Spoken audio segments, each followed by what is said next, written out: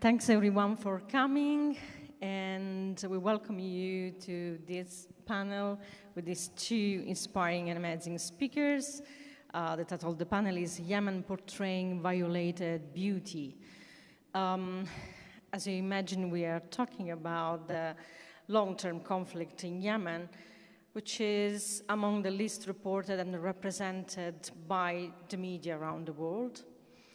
And the reasons are many, not least the extreme difficulty of access for international press, and for locals, the extreme risk of being killed, arrested, threatened by the militias.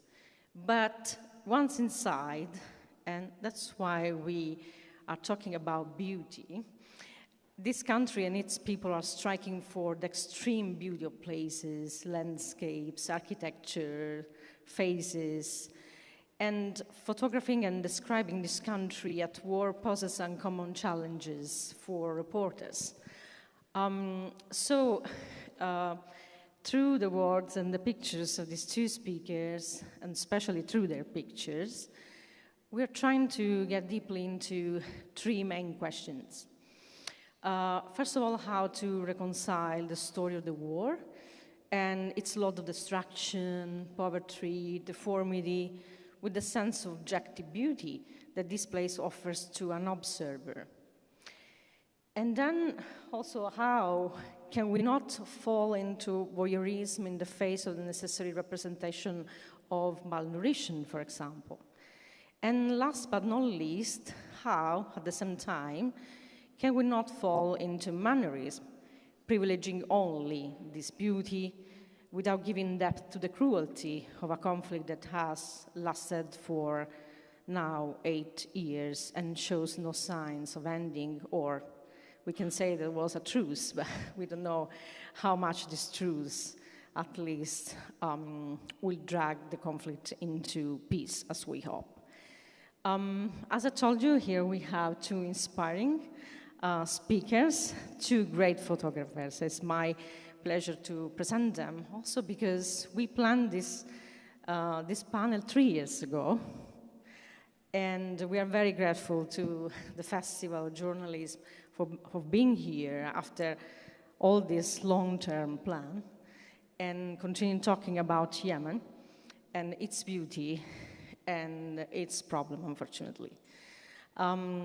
So on my left side, there's Lorenzo Tugnoli.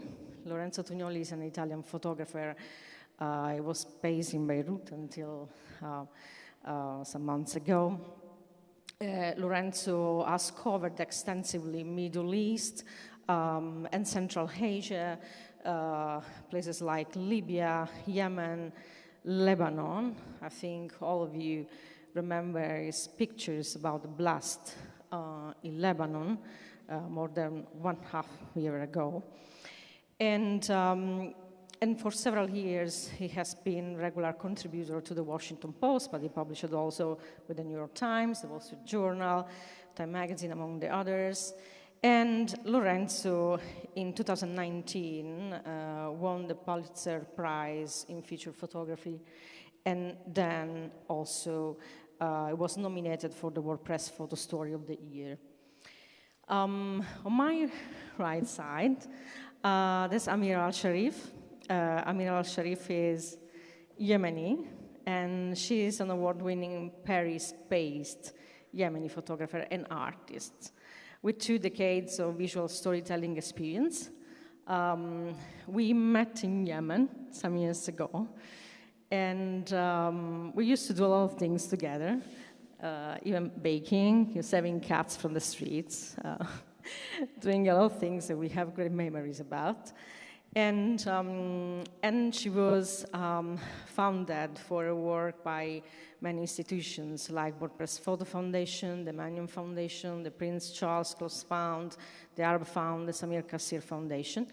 And her work were published by National Geographic, the Washington Post, the Guardian, Los Angeles Reviews of Book, and so on.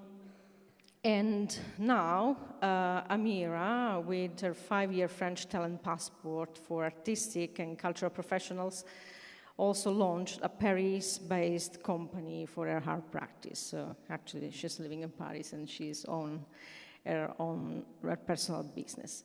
So before starting asking questions to Amira first, Amira has a special project that she made for our panel. This is a video essay, kind of series of visual dialogues that testify what it means an ugly war into a beautiful country, her beloved Yemen. And the problem, the problems that she underlined in this project is how much it's difficult to separate the topic of violated beauty from the reality of human rights violations and war crimes, beauty and violations, and the crimes that coexist.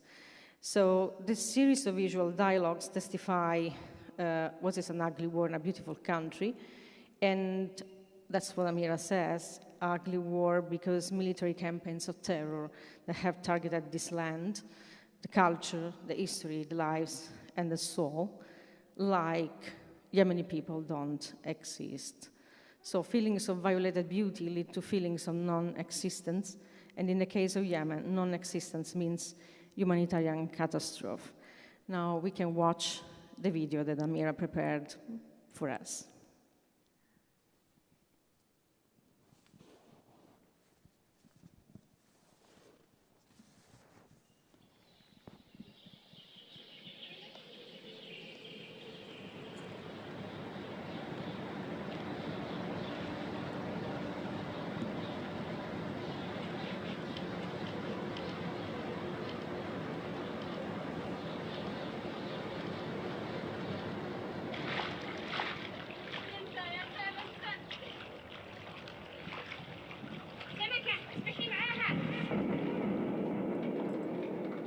Fleeing Yemen over 3 years ago, with my hard drives strapped to my body, I longed to free my people from non-existence. At the time, major rights organizations and media outlets called the war on my beloved homeland a forgetting war. The forgotten, the abandoned, did not exist. Yemeni civilians, our culture, our history, our soul, even our suffering, did not exist. Holding our loved ones as warplanes dropped bombs on homes, on hospitals, on schools, on markets, on weddings, on funerals. We did not exist.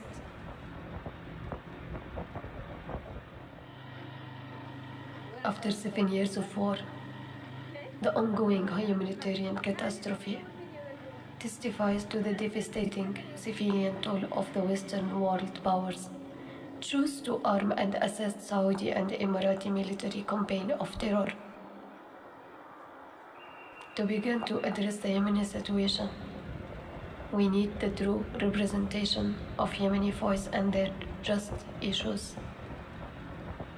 Talks about ending the war and the political settlement will only remain dreams if world powers and weapons dealers continue to arm the warring parties.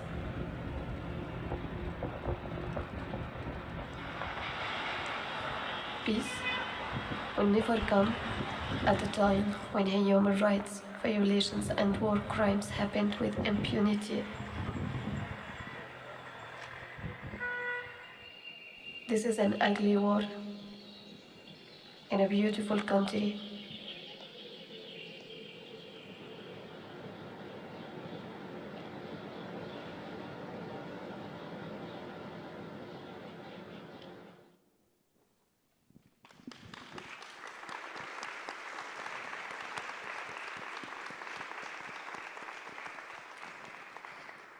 This is an ugly war in a beautiful country. Thank you, Amira, for this emotional contribution that really breaks our hearts, we can say.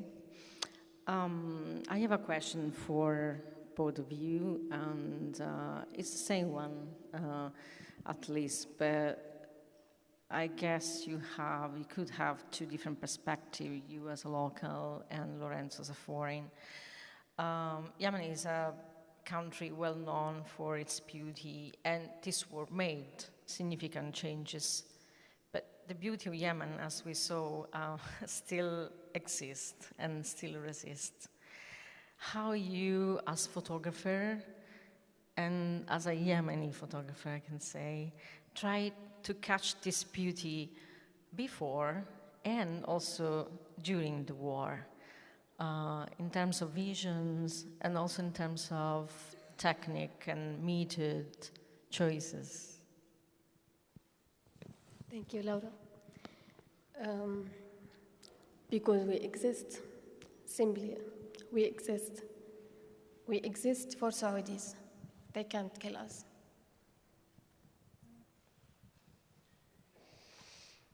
Thank you, Amira. Thank you.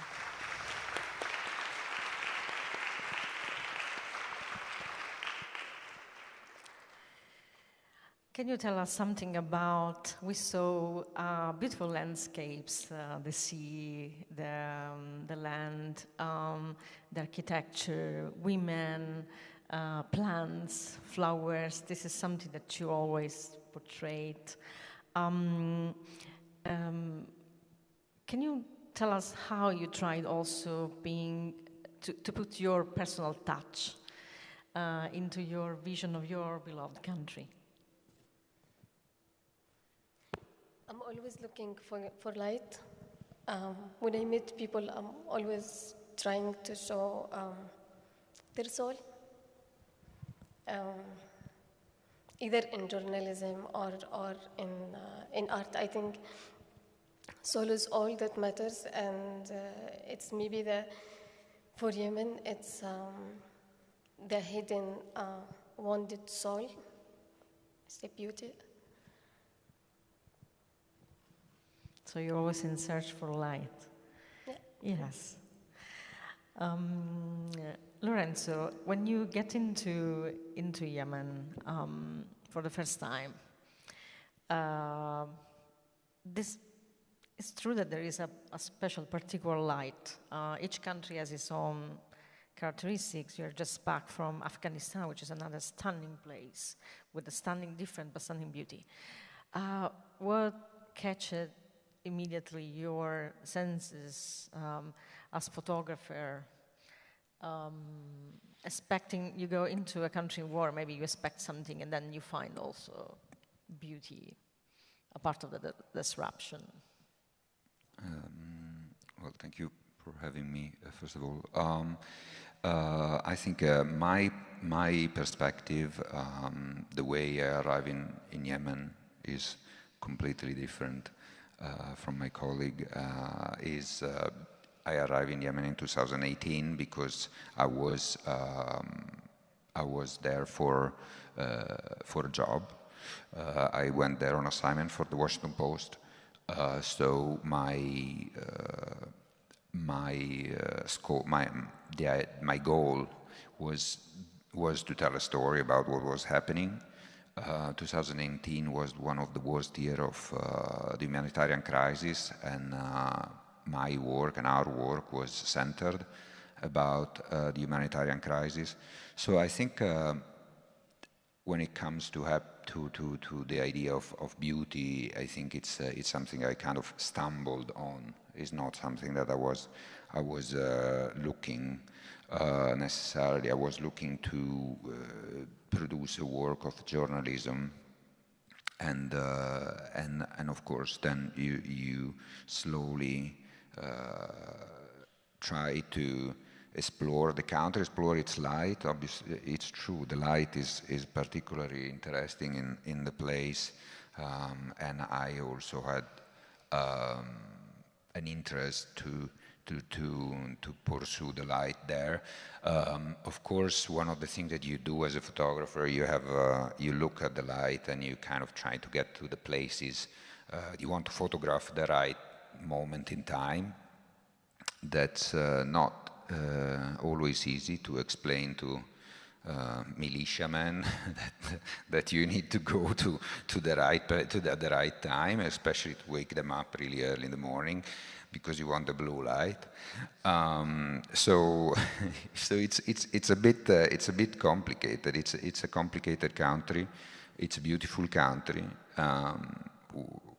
I was definitely shocked by how sweet and nice are the people there, and how difficult is obviously the situation at the same time, but of course for a number of reasons that mostly depend from the people that are in power and not the common people. It's a really difficult country to work in. Especially for a foreigner like me, it's a place where it's really difficult. Well, first of all, it's difficult to get a visa to go into the country. Last time that I was there was last year. It took us more than a year to get a visa. And then once you are inside, it's difficult to move because the country is now divided into two parts, maybe more, let's say two. And so every time you have to go from the north to the south, you need to basically go through a front line or be smuggled in. And actually this is something, I mean, the road between Sana'a and Aden, it's something that I hope in the new ceasefire is gonna improve, but it's always been a real big problem for the people who live there. This is just a little note because one of the many difficulties of the people who live in Yemen, especially in the north, is that there's no basically way to fly out of the northern part of the country. So if you need medical attention outside of the country, you basically need to drive to the south, to Aden, and then fly out and to Aden or to Mareb anyway. So you need to kind of cross, and there is a really difficult road between Sana'a and Aden, and many people actually have to go through this road. So it's a difficult place to work in, because obviously there is a complicated political situation, and especially in the north there is a lot of restriction about the work of journalists, and I mean, you are working with a minder, that is a person from the government who's always coming with you and is checking what you're doing, and you cannot even leave your hotel in Sana'a without him. And so a lot of the pictures that you see here were basically taken in kind of like an environment where there was a lot of supervision. And maybe we can ask how it is for a local to work there. And my impression is it's even more hard. Thanks, Lorenzo, for bringing us into the country, also explaining how it's possible to get in for a foreign, how complex and strong is the pressure of the control of the militias.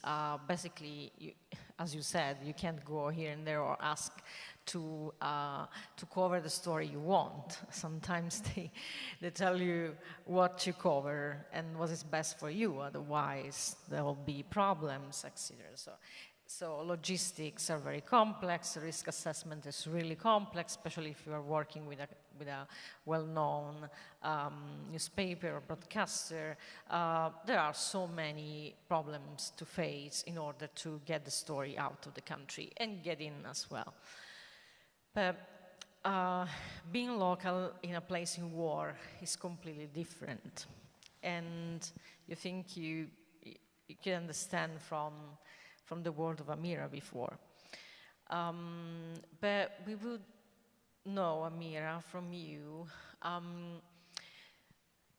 how this war shaped and also changed your country and also your way of being a photographer inside Yemen. often we say that being a woman, photographer, or journalist in Yemen in the first years of war was better. Because in the checkpoint they don't check you, so it's easier for the security. But at a certain point something happened, and also bad things happened to you, especially once in a day, I remember. So can you tell us more, and to the audience more, the meaning of seeing a conflict exploding in your own land, in your country, and trying also to report it while your heart is worried for everything, and especially for your family, your friends?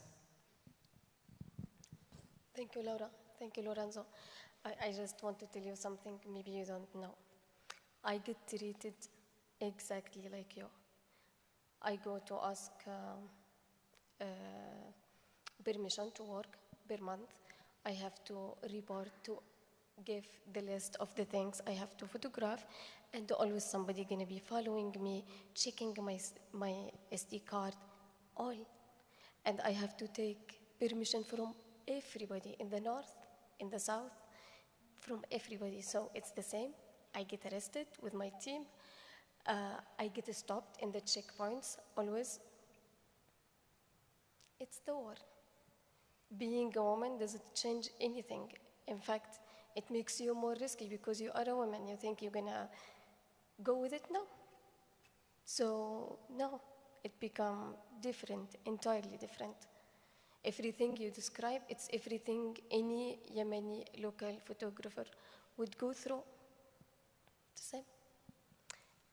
The difference, nobody behind us. Like local, truly, they are not supported by anybody. Like you were sent by your newspaper, but local, no. If you get arrested, you get arrested. So the local, I think they were in really difficult situation for us because it's our land, but we become strangers. We get accused of being a spy in our land. So this is how it was covering the war. Also, I just have to mention another thing because he knows. You know, like in the north of Yemen, you have to get permission from different people, like in the north. And sometimes you have this permission and you show it to the checkpoint and basically they don't know. They just tell you it's fake, it's not. And then you get in trouble with new group, one of the groups. So it becomes really, really, really strange situation. Thanks, Amira. We always say, also in other panels here in this festival, how it's important for commission editors or broadcasters to know how difficult it is working in this environment for local journalists. We rely on local journalists, but we put at the same time in a high risk, in a high danger. And Yemen is a tricky place because you don't know who is in charge of certain checkpoints. You can go from Oman to Sana'a and then you find 40 checkpoints in the area you are. Maybe you have tribal leaders in another area, maybe you have Al-Qaeda, in another area you have random people that just want to take you the money in the car and everything and maybe kill you, as is happening often to Yemenis who are traveling from the south to the north just because people are starving and they need money, and then they try to kill others to take all their goods. And this is something absolutely difficult, just to let you know about the environment. Before asking you the next question, Amira, I just want to remind you all in the audience that we can't pick questions from the audience, but we can accept your questions through Twitter. So if you have any question, please send on my Twitter as a private message, and I will be happy to deliver this question to our panelists today. Amira, going into this could be a question that everyone will ask you, but you already said something about being a woman, a local woman. What's the difference? Okay, we understood that as a Yemeni, there's no difference, maybe it's worse being a woman. But women are, there's something that women in Yemen can do, or in certain specific contexts like Afghanistan, which is entering in the core of the life of the women, having access, gain their trust, and through this trust, little by little, trying to find a way to tell stories of women, picturing them, photographing them, etc. So just want to know from you how you try to portray the life of women in Yemen, and also how you try to gain the trust, telling the people you portray that, yes, you're working for foreigners, but you will not show something they don't want to. And also, which kind of imagine of women in Yemen you wanted to deliver outside about life? I respect when I ask anybody to take their photos, women. I just go with their rules, whatever they are open to be published or not. And so we set the deal. They set me my limits, which I already know, being a Yemeni. There is lots of social, we are a conservative society, and so I know what is the things that I should show and what is the things that nobody from my society would accept for the outsider to see. And that is not being not open, but even for everybody to respect where we come from. And so it happened. I photographed. Is it possible to show the photos? My photos? And so it happens that I photographed a couple of women, but then after the shooting, they contacted me. They were like, if you publish this photo, like my husband, he gonna divorce me. And I'm like, sure. So format directly.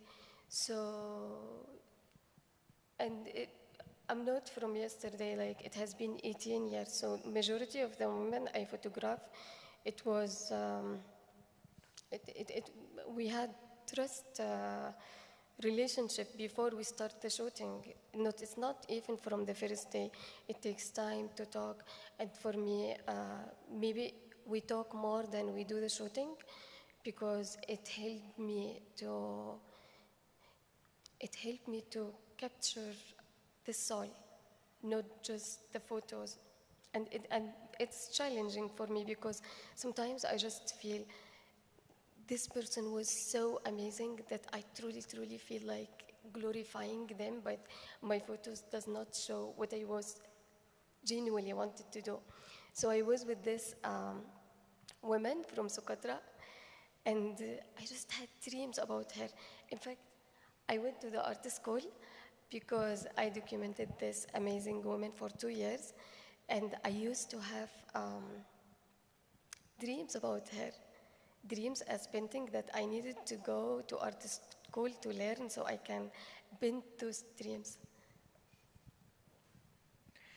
So capturing the soul of people.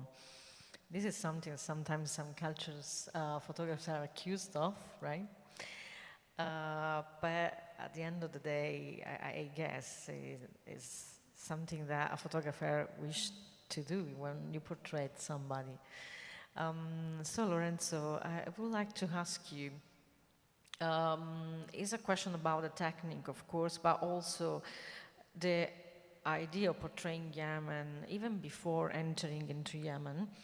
One of the main questions of this panel is how can we combine, can say, that possibility to tell how ugly is this war, as Amira said, so picturing malnourished children and so on, with this sense of beauty, but at the same time trying also not doing so graphic pictures.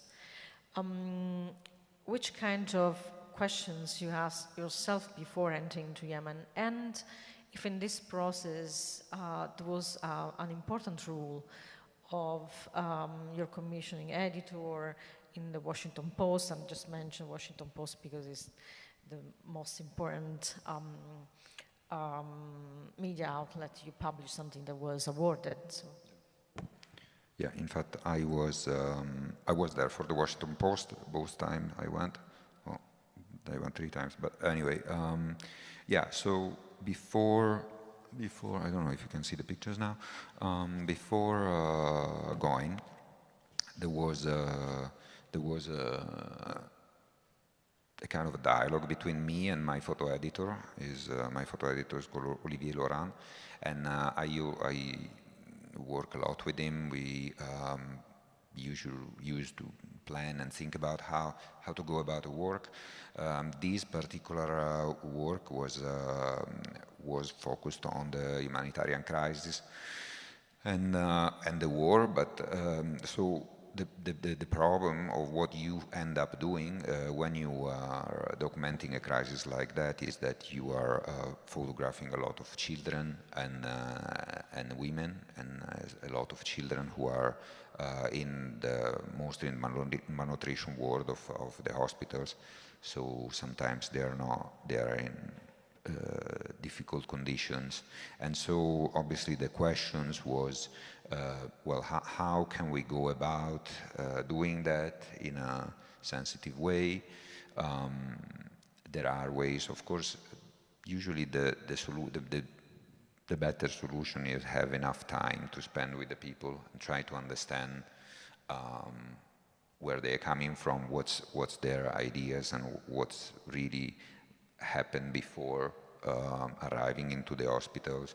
And also, of course, with children you try to avoid nudity, and you try to, I always said I would like to represent or show the children or the people that are suffering as I would represent my own family if they were in that situation. And it's always difficult to do that. But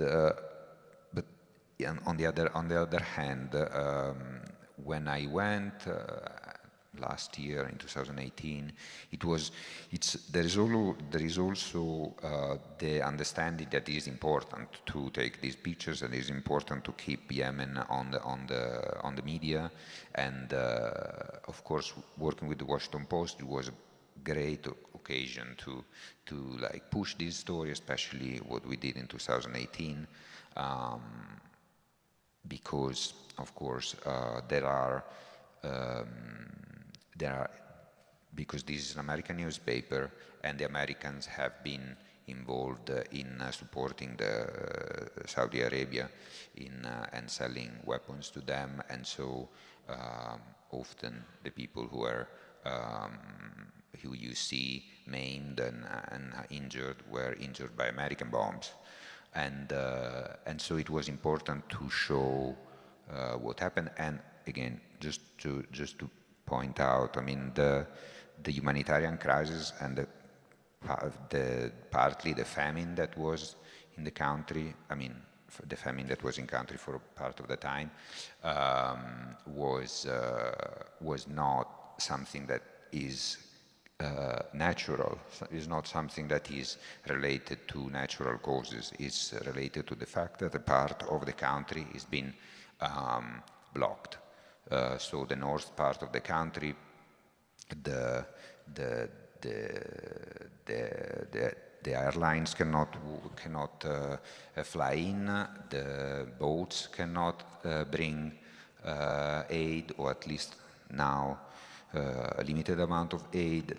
The roads are closed, so there was a reason to this humanitarian crisis, to these starving children that you see. Is not something that is just happened because, I mean, this has happened because of the war, and because the humanitarian crisis was used as a tool of war. So going back to the question here, the point was trying to figure out what's the good balance between telling the story. So, I mean, you have to photograph the children, you have to go photograph the war, but at the same time doing it in a way that is respectful for the people that you're photographing. By the way, it's interesting what you were saying before, also about the safety of the people that lives in the country, because I in this case, in the case of Yemen, I'm a photographer that arrives, stay 2 weeks, 1 month, 2 months, and then leaves. But obviously the consequences on what you do, on what you write, on who you represent, who you put on the newspaper, can sometimes happen like time after, and you know, I don't have the luxury of like you have, that you can have like somebody calling you up and say, hey, can you just not use my picture because I'm gone, I'm somewhere else. And I know that because I covered Afghanistan for a long time, and I was living in Afghanistan for a long time. I lived there for 5 years. And so I was kind of like lived in a place where that was covering, so I wasn't the photographer who come and go. In the terms of, unfortunately, Yemen, it's impossible to live there for us foreigners. I mean, I hope you're gonna manage to do that, but because we get a visa that, and it's really difficult for us to get a visa. I can get a visa as an Italian for 3 months, but then I need to leave. While instead in other countries like Afghanistan, I could manage to stay, and there are many correspondents for big newspapers that have been there for many years, while in Yemen, unfortunately, this cannot happen because of the government. So, well, we understood that it's difficult getting in, staying there in many ways, as locals, as foreigners. And thank you, Lorenzo, for mentioning something related to the humanitarian crisis. Unfortunately, wars became a matter of numbers, and numbers counts. And about Yemen, we know it, because any kind of accountability was crushed completely this year because of numbers. But I would mention some data that maybe you are interested in, that the United Nations has long warned that the war in Yemen has caused the worst humanitarian crisis in the world, as you said.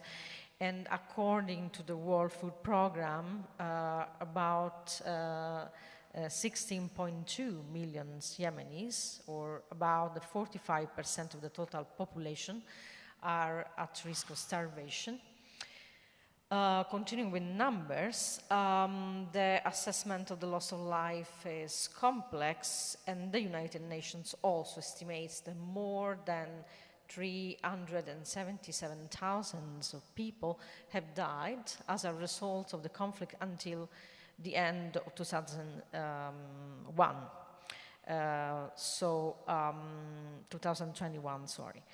So we're not including the 2022.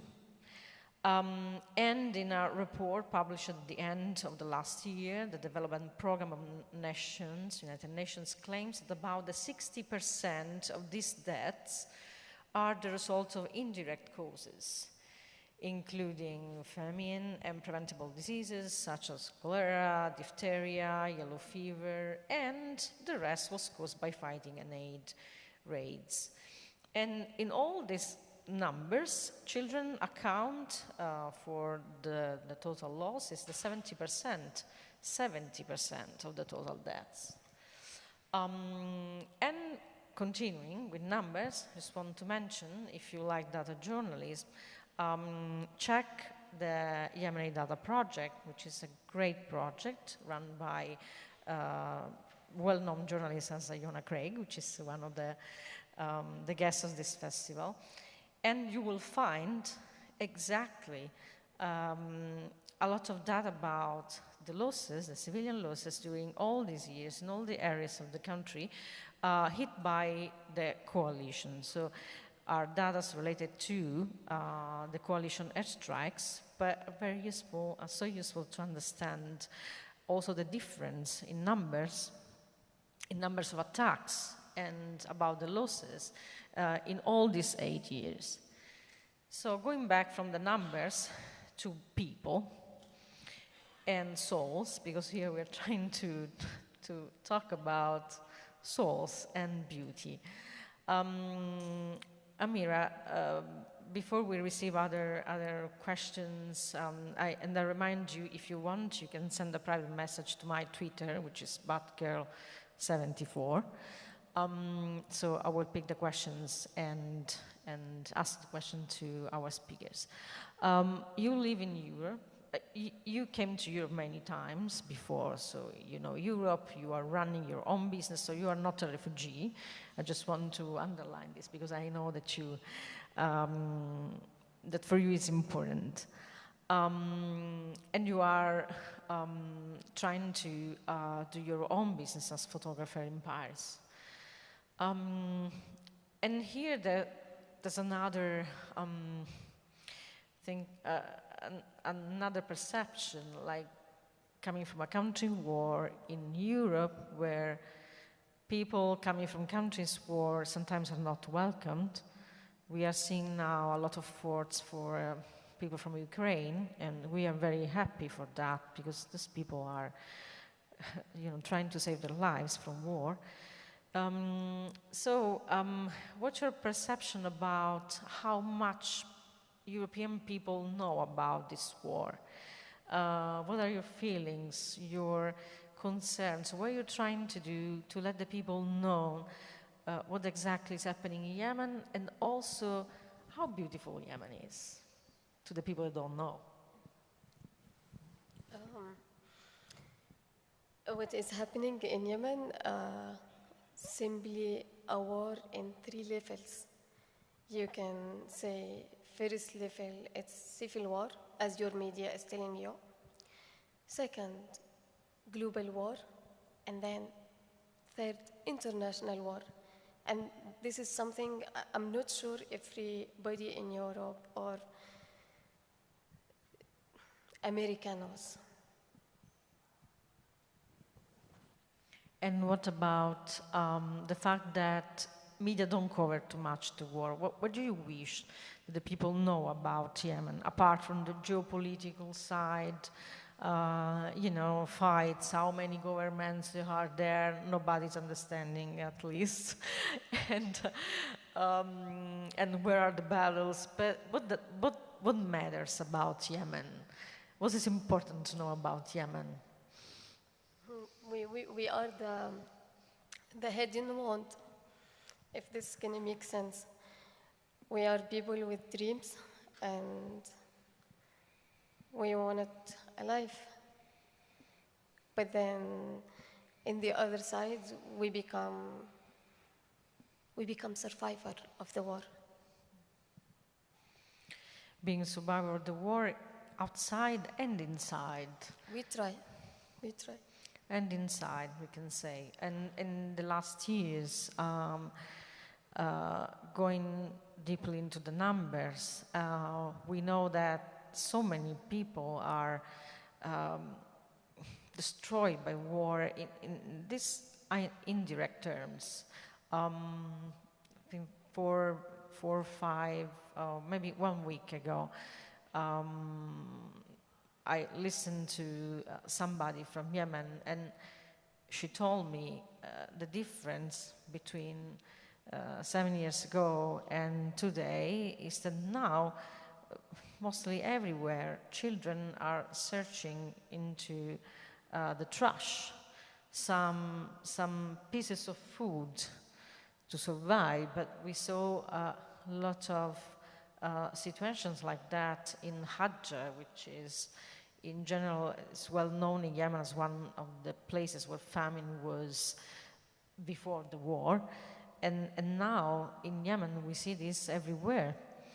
And this is something that this country, it was the country of the Queen of Sheba, that was the country of the beauty and of very honorable tribes, very proud of all their culture and everything, even of their jewelry, right?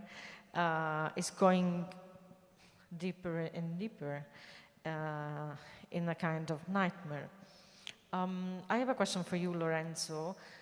Speaking about a country you're coming from, you were in Kabul, I think 2 weeks ago. This is another country with a stunning beauty. All the nature, we can say simple in a way that its simplicity, it's something that you don't find usually in other countries. This is a country where there is a war since ages, but for 10 years, most of 10 years, we disappeared from the news completely, at the point that every time you ask for an assignment in Afghanistan, well, commission editors, I don't say they laugh, but quite a little. And then popped up from the news in August, last August, and now again it's going down the news. So just want to ask you what the difference between Afghanistan and Yemen, in your perspective as photographer, so I'm not asking about the government or the politics, but in terms of trying to catch in the core of the country with a picture, with a series of pictures. This is a difficult question to answer because it's a really different place. So these are different wars, different places. There is a common thing that is probably Al-Qaeda. Al-Qaeda was present in both countries. Well, we know that they were there in 2001, and then the Americans did a lot of drone strikes in Yemen, and there was a stronghold of Al-Qaeda there, and there are still elements of Al-Qaeda there, and so I don't know. I mean, it's a difficult question for what's. I think since we are in a journalism festival, I can talk about the story itself. So both countries are important to be in the news. It's important to still talk about this. I think for Yemen, it's always been more difficult to be in the news. It's a country that is far and is not really known. It was a really poor country before the war.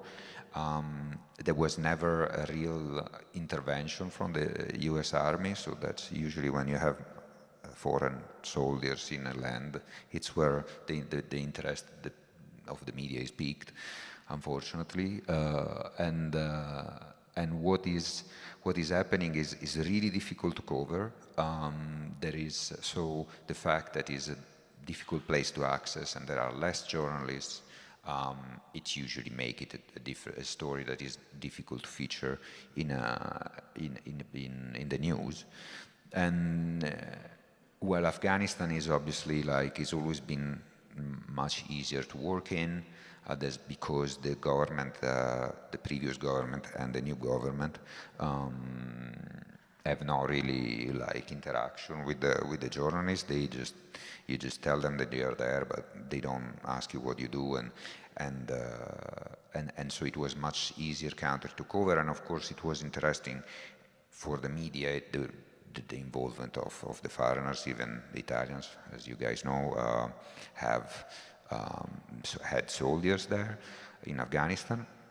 So in terms of coverage, in terms of pushing the story, Yemen has always been more difficult because it's more difficult to access, it's more difficult to report in, and basically you put so much energy in a story that potentially have not so much interest unfortunately for the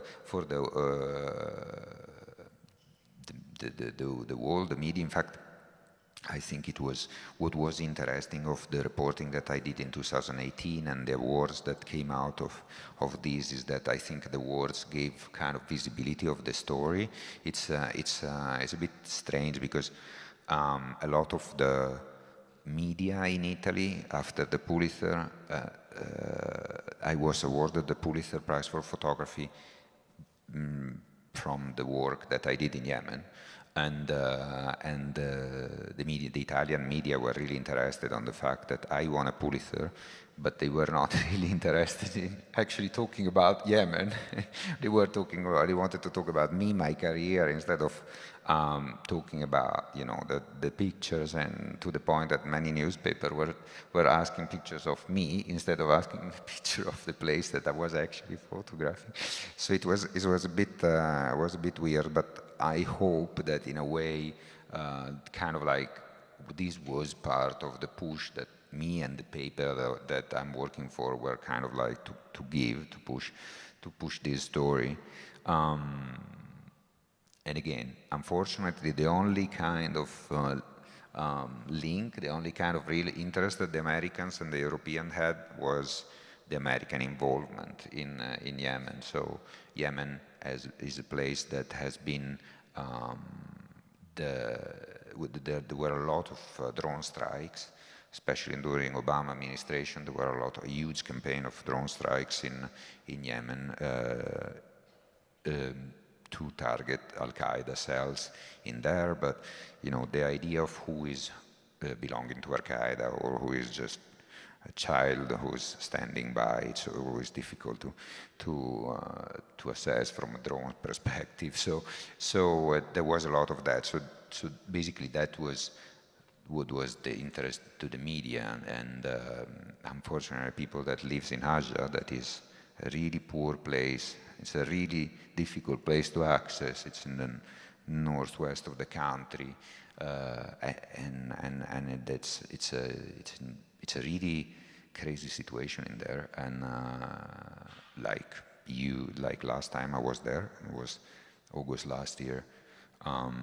Basically, their whole village was living on leaves. They were like taking out the leaves of the trees and boiling it, and that was the only thing that they had to eat. The whole village, not one family, like everyone. So, so when you see that, and when you see, you know, the UN with their big trucks, and you're just like, okay, well, where is the UN? I mean, where are these guys? I mean, it's like you just bring some flour.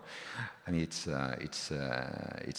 but obviously it's more complicated than that, and the work of the humanitarian agency in Yemen is really complicated, and so I don't want to like talk bad about them. I'm just saying that you would expect more. Well, we'll not get into that, considering the fact that even all the possible kind of data didn't work in the accountability, and well, it's quite difficult to, I mean, for us as reporters to realize and admit that sometimes all our efforts to put everything together in order to find a piece of truth sometimes is neglected and rejected. This is something heartbreaking. We have 7 minutes. At the moment, I didn't receive yet any questions, so please, if you have one, send a private message to my account on Twitter, batgirl74. Do it now, otherwise you can ask questions to our speakers outside. But I have one last question for both of you.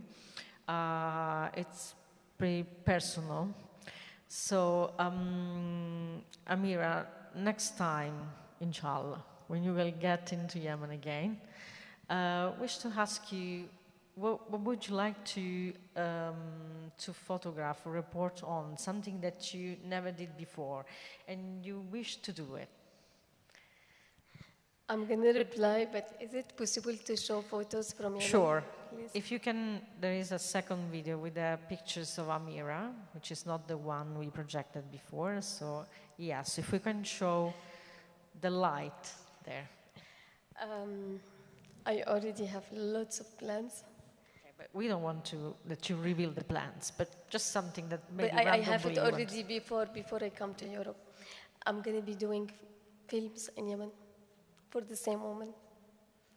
Anybody you're going to see, I'm going to do a film about them. I'm going to return again, and we're going to do something journalism, artistic, something beautiful. So we hope it will be reality and not a dream, of course. I just want to underline that Amira spent a lot of time in Socotra, which is actually this disputed island. Well, it's not disputed because it's not anymore Yemeni, you can say, but where she spent a lot of time before the war started. And actually, when we were gathering against Sanan, she said always, "Oh, I have to go to Socotra. Let's see after 6 months." And then she went to Socotra, and that's it. And it's an island, you know, that all photographers, they wish to go and More Italian. a lot of Italians, it's true. A lot of Italians know well Yemen because of Pasolini movies and documentaries. And but the problem in Socotra is difficult to picture the reality of the people living there. The nature, it's easy, it's in front of our eyes, but people, it's something difficult. And especially the women there, because that's tribal system there is very unique, and also the language is different and everything is different. So we can see the picture of Mira. They were back. And the same question to Lorenzo, if you wish to answer. Next time you will get into Yemen, not asking about the plans of the Washington Post and the Olivier, we don't want to reveal it. But there was something that really catch your attention in Yemen, and you didn't have the time, or you weren't allowed to do this story or take these pictures, and maybe you wish to do that. So basically, I work in the north and the south. Actually, the picture that I showed before, where I actually showing different areas of the country, but I never been to Sada. I never been to the south, to the north, to the real north of the country, the kind of like heartland of the Houthi rebels, and yeah, I think it's the Houthi are a really interesting political movement. They grew a lot in these years, and after the revolution, during the war, and now they become something that is completely different to what they were before the war. And so I think I would like to spend some time with them, as much as they can let me, because they tend to be a little secretive, especially about the weapons and stuff. So I would like to spend some time with them and do maybe a work about them. So we want to see all the arsenal that Houthis have. We don't know where exactly, or maybe we could guess. I have a question from Alessandro Balbo. Is wannabe journalist, he said, here in Italy. And it's a question for everyone, but remind you, we have just 1 minute, so we have to be, we have to squeeze everything. The question is for everyone: how can a non-photographer improve his ability to see things and show them in the best way, with pictures, but also with words? Well, it's a complicated question, but I don't know if you want to. How? Yes, Amira first and Lorenzo. How can a non-photographer, so maybe with a smartphone, can improve his ability to see things? To understand what to catch. How? Act as a baby. Act as a? Baby. Just follow. Baby, they are the best who do video because they don't follow rules. They just do whatever that track their eyes, they just go. So go, not be scared, and follow the flow. And Lorenzo?